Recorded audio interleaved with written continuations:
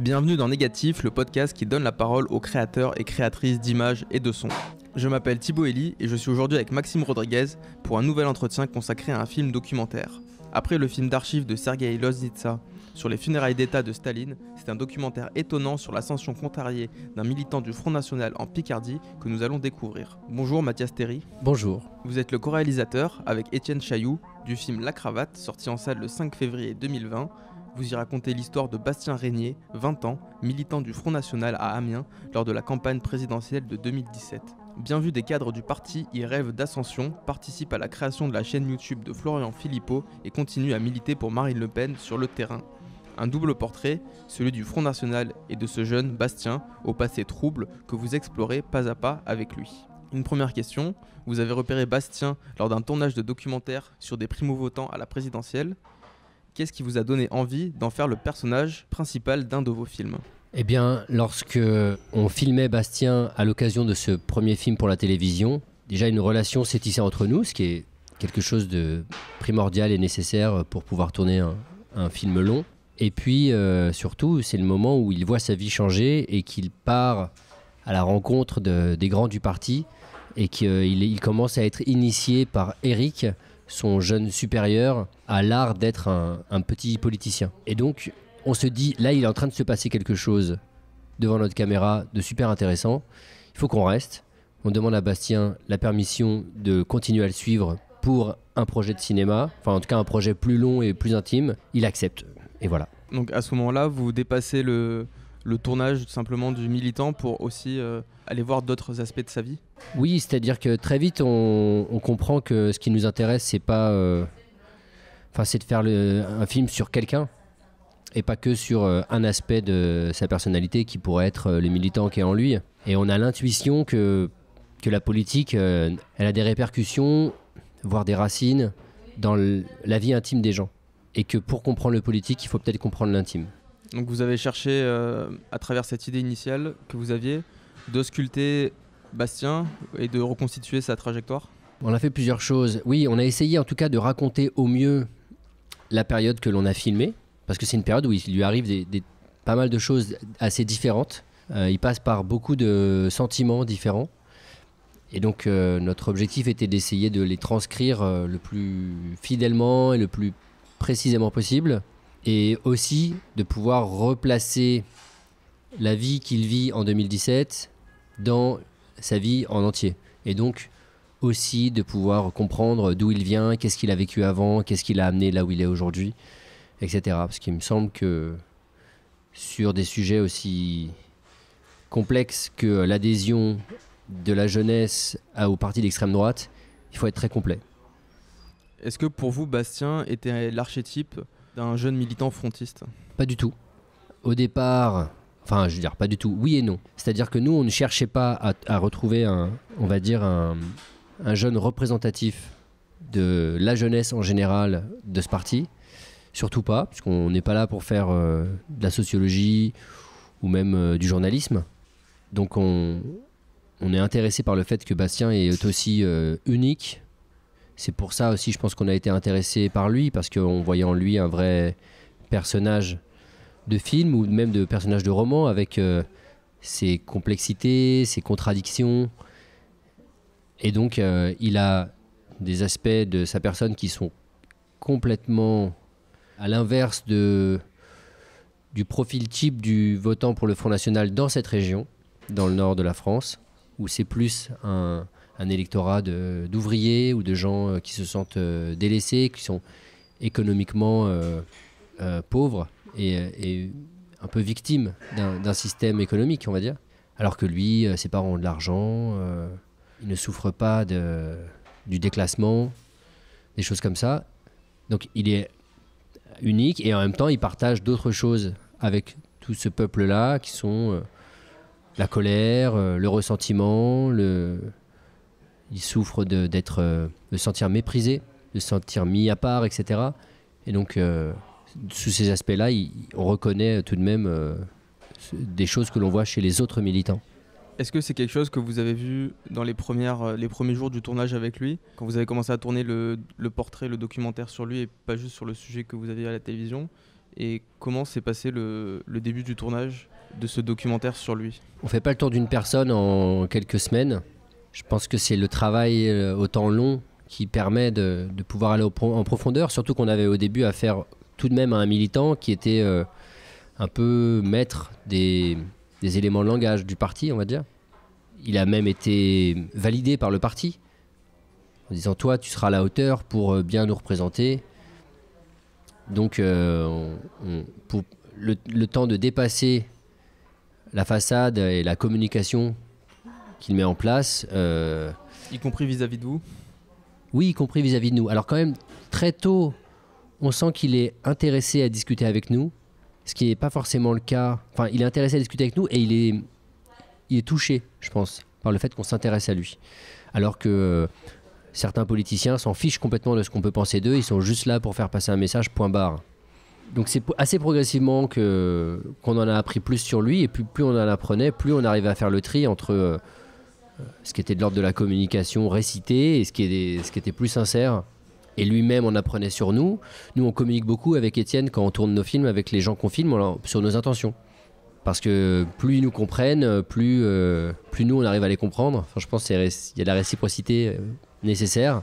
Donc on lui disait, nous, notre objectif, bien qu'on ne soit pas du tout dans ton camp et qu'on pense que ton parti est dangereux, notre objectif, c'est de te comprendre. C'est d'essayer de comprendre ta trajectoire, etc.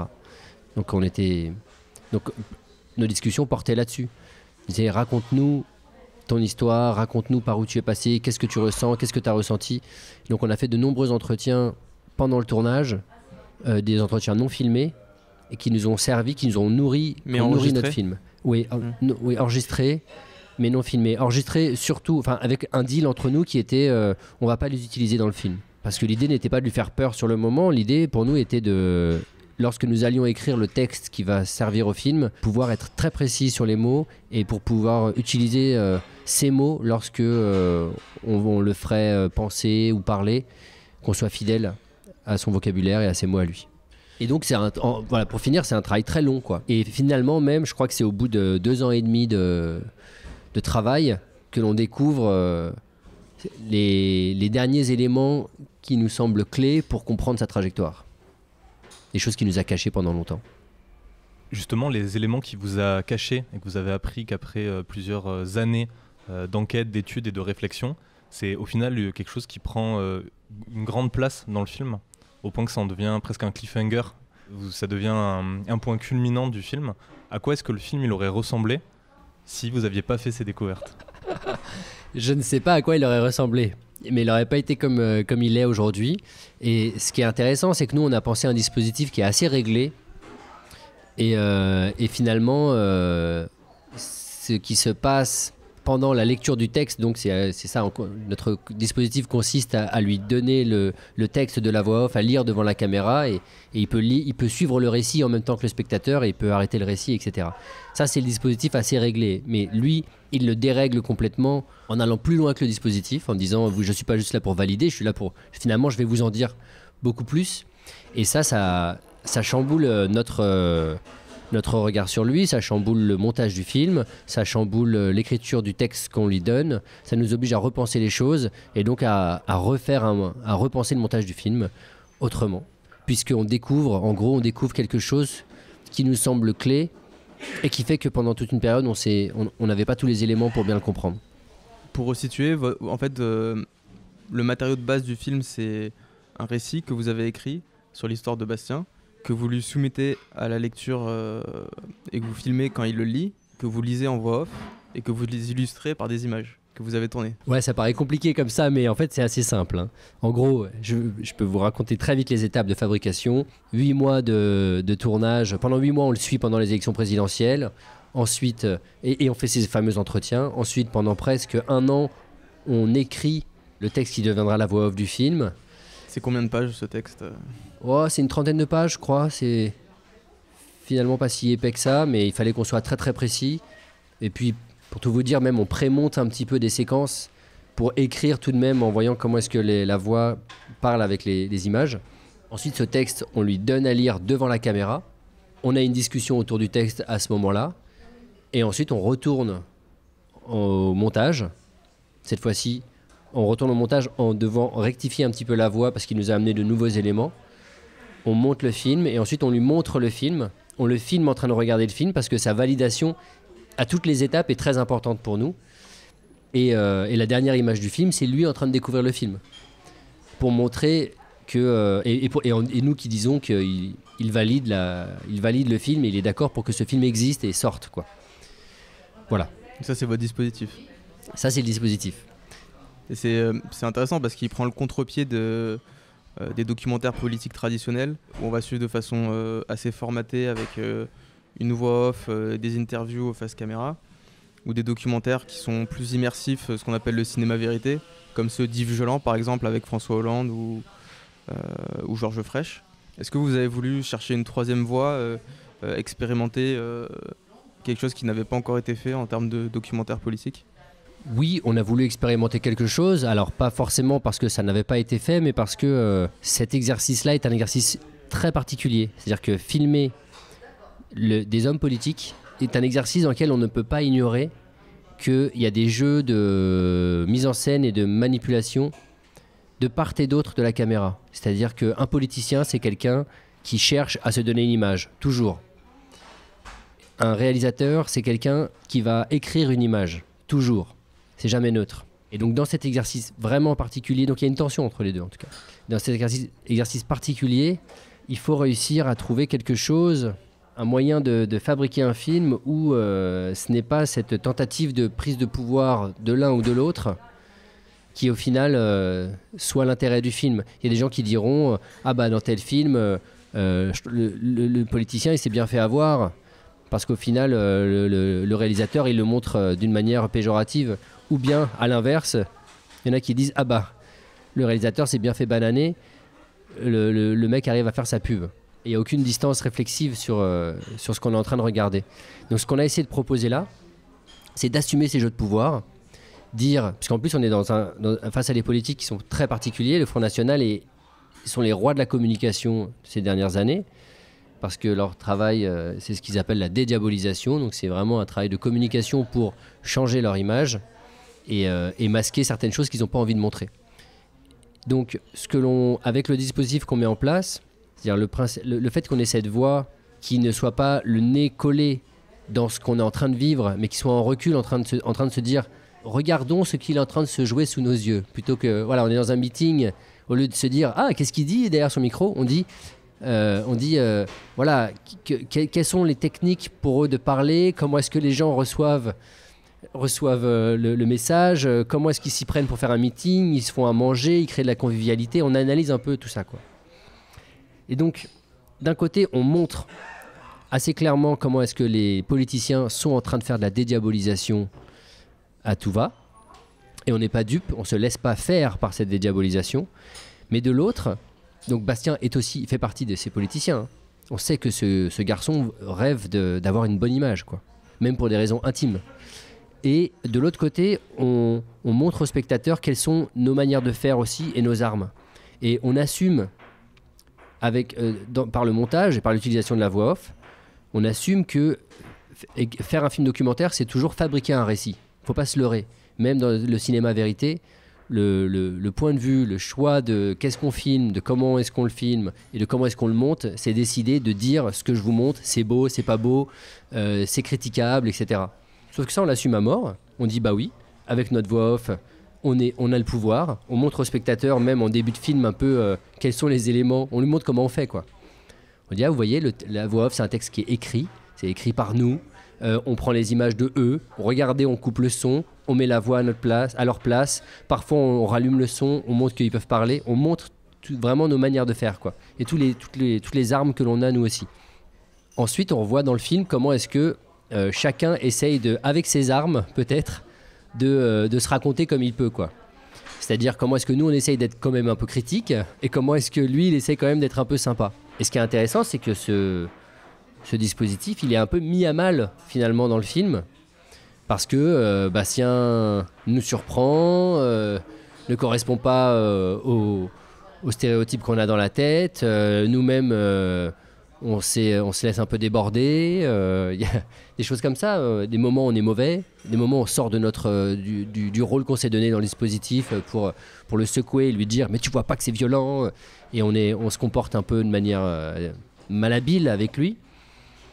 Parce qu'on pense que finalement, ce qui est le plus intéressant pour le spectateur, c'est de regarder comment est-ce qu'on essaye de créer un dialogue entre personnes qui ne se comprennent, enfin qui ne sont pas dans le même camp. Et donc, est-ce que l'objectif du film, c'est de dire à la fin de tout ça, il y a un gagnant ou il y a un perdant? Je pense que c'est pas intéressant. Et donc, l'objectif, c'est plutôt de dire, voyons comment est-ce qu'on essaye de nous rapprocher d'une forme de vérité ou de sincérité derrière cette comédie de la communication qui est jouée par lui et qui est aussi jouée par nous, quoi. Et d'ailleurs, un des moyens qu'on a trouvé, c'est de dire, au lieu qu'on va discuter en s'affrontant politiquement, ce qui équivaut à reproduire un débat télévisé, on va dire, eh bien, on lui dit, non, passons par un médium qui est l'écrit, qui est ce livre qu'on te donne, qui est notre vision de toi, et toi, tu vas nous dire si tu t'y reconnais, et tu vas la critiquer, cette vision, et on va voir ce que c'est une expérience, voyons si ça crée quelque chose. Est-ce que du coup, c'était une forme qui était aussi utilisée pour éviter de contaminer le sujet et que par exemple Bastien au fil du temps perde un peu des positions un peu trop radicales ou un peu trop engagées ou commence à perdre la ligne, on va dire? Je sais pas, parce qu'en même temps, est-ce qu'il l'a vraiment? Finalement, avec la voix, c'est nous qui sommes avec le texte, c'est un peu nous qui sommes tout de même pas mal aux commandes. On aurait pu lui proposer de proposer lui-même un contre-texte, ça aurait été intéressant, ça c'est un peu ce qu'on lui demande de faire à l'oral, quoi. Mais en tout cas, il y a un effet auquel on ne s'attendait pas complètement, c'est que lui, il a décidé de changer de ligne. C'est-à-dire pendant tout le tournage même de la période présidentielle, lui, il est dans son rôle de militant face à la caméra, et il veut être le militant.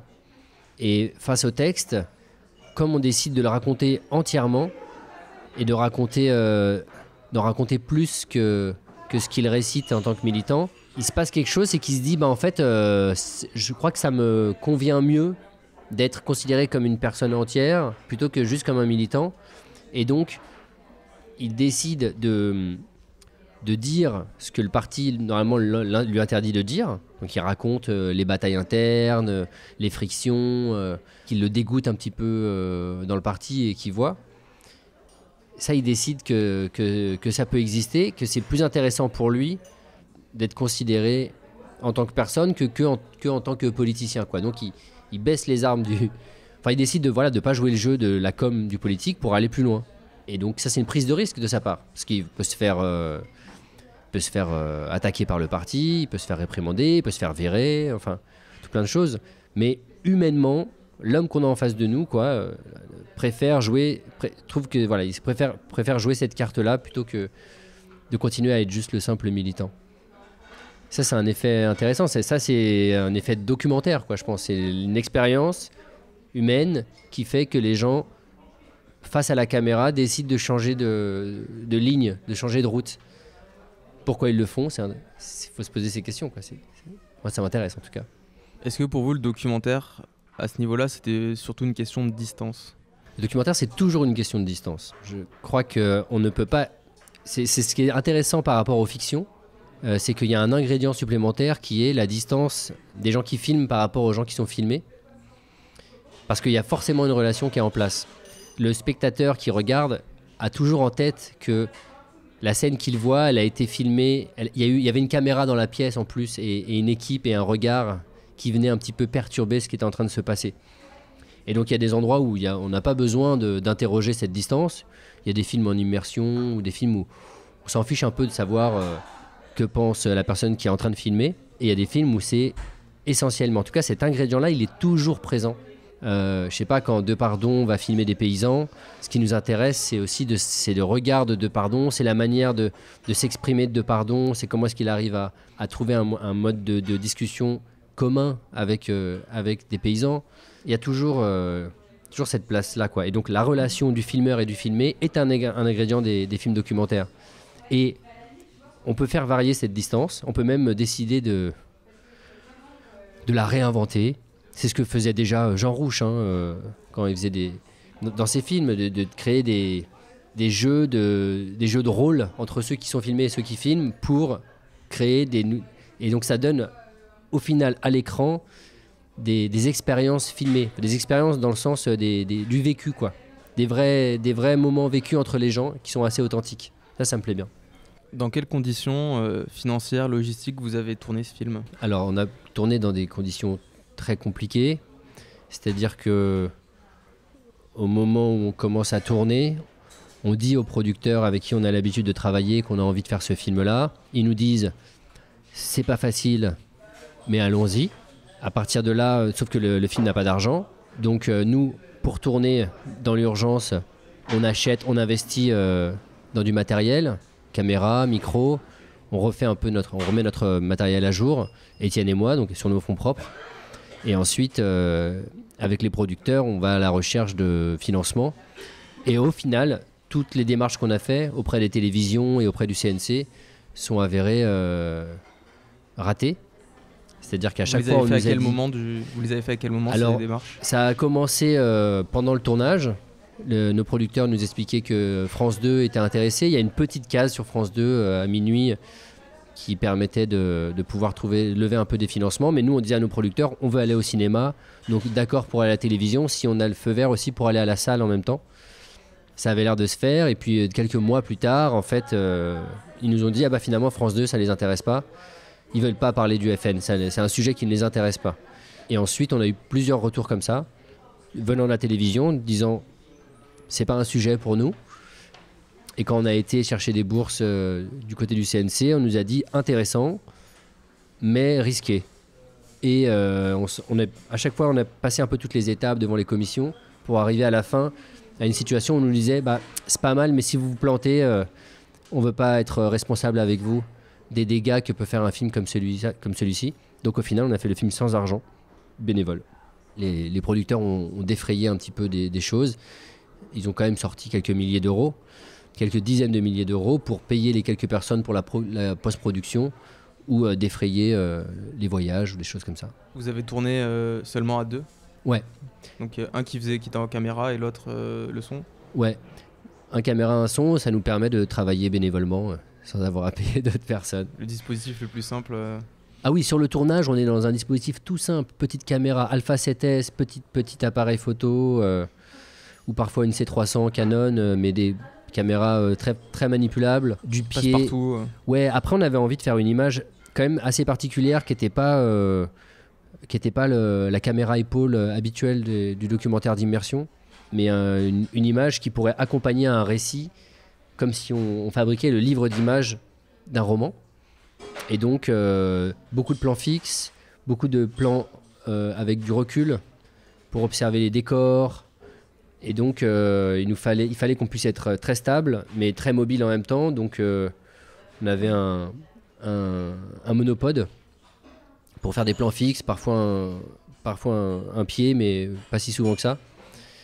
Et toujours l'instruction, le choix de faire des plans les plus posés possibles et puis des séries de plans en disant, voilà, on listait quand on arrivait quelque part le nombre, toutes les images qu'il fallait faire pour pouvoir bien décrire au spectateur ce qu'on avait sous les yeux, donc des plans larges et aussi plein de détails. Sur l'aspect plastique, le film est en cinémascope, donc un écran très étiré qui d'habitude est réservé aux westerns ou aux films d'action américains. Et les couleurs sont assez délavées, ternes, froides. Vous n'êtes pas forcément dans les canons du documentaire politique. Qu'est-ce qui a motivé ces choix ? Le scope, c'est l'idée d'accompagner un récit qui soit un peu un récit romanesque. Parce qu'on voulait tirer le récit de la vie de Bastien vers la sensation que l'on a quand on lit un livre. Et donc pour ça, on trouvait logique d'aller chercher une image qui soit plus une image de l'ordre soit de l'accompagnement du roman ou peut-être l'image du souvenir.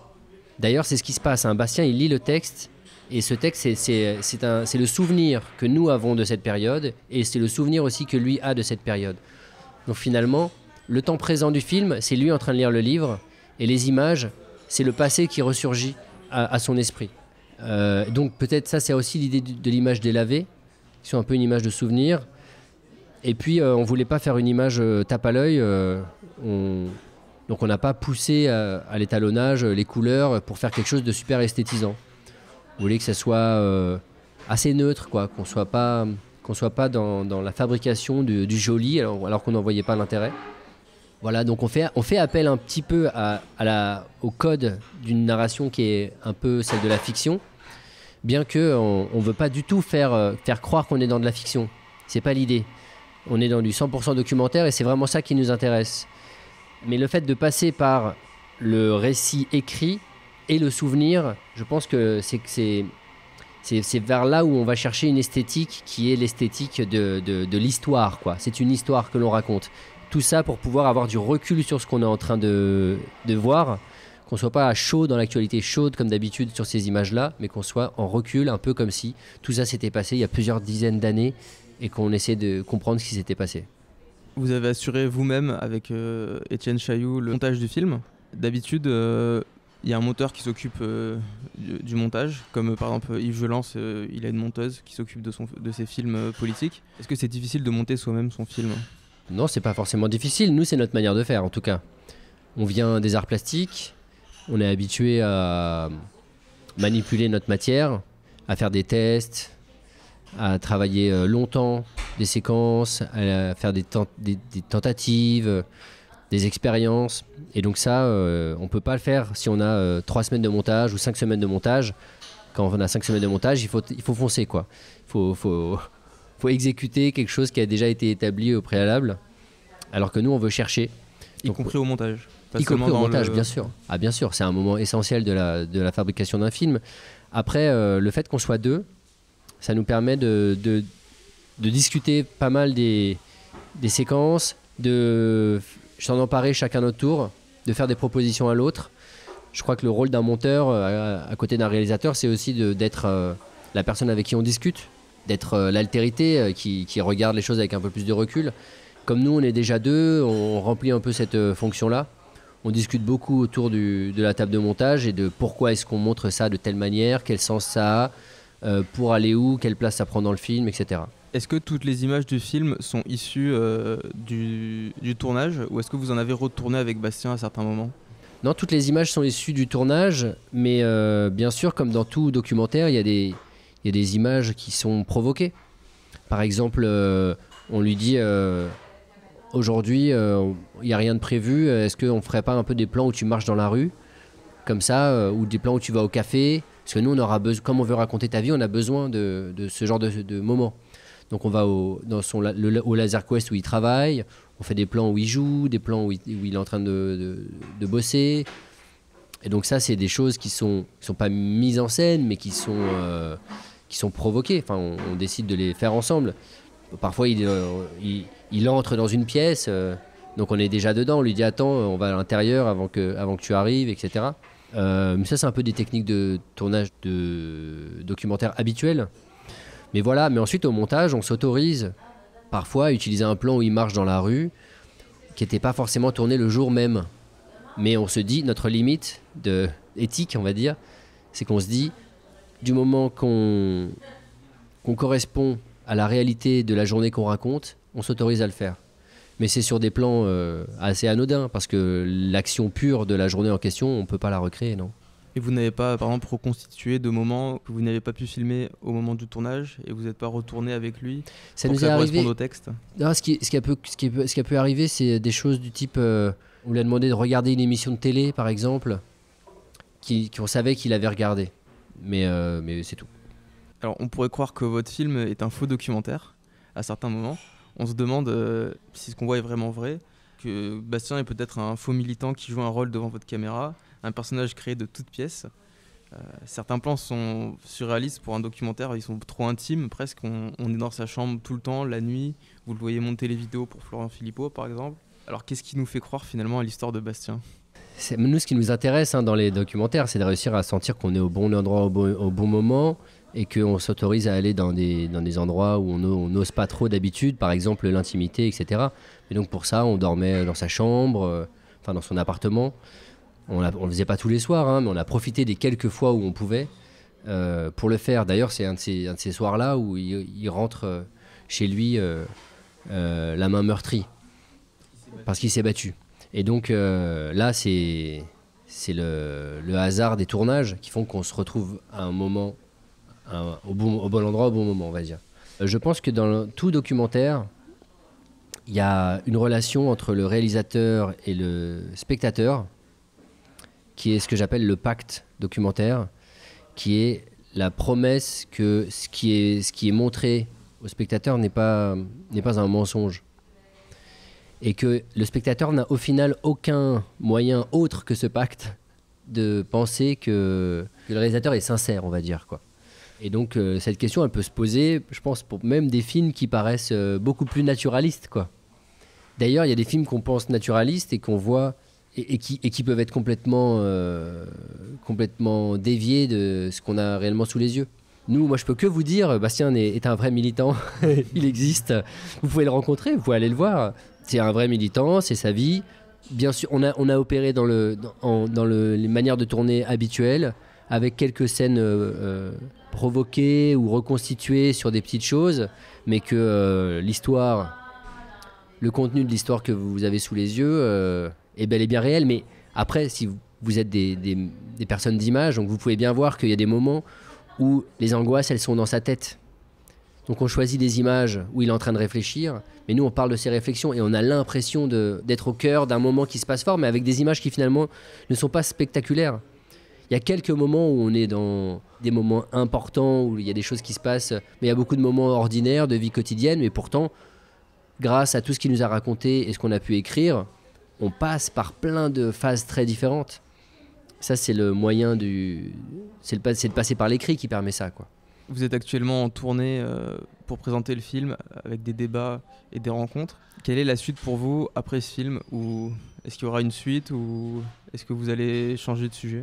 Je pense qu'on va changer de sujet comme d'habitude avec Étienne Chailloux. On aime bien aller voir à des endroits très différents.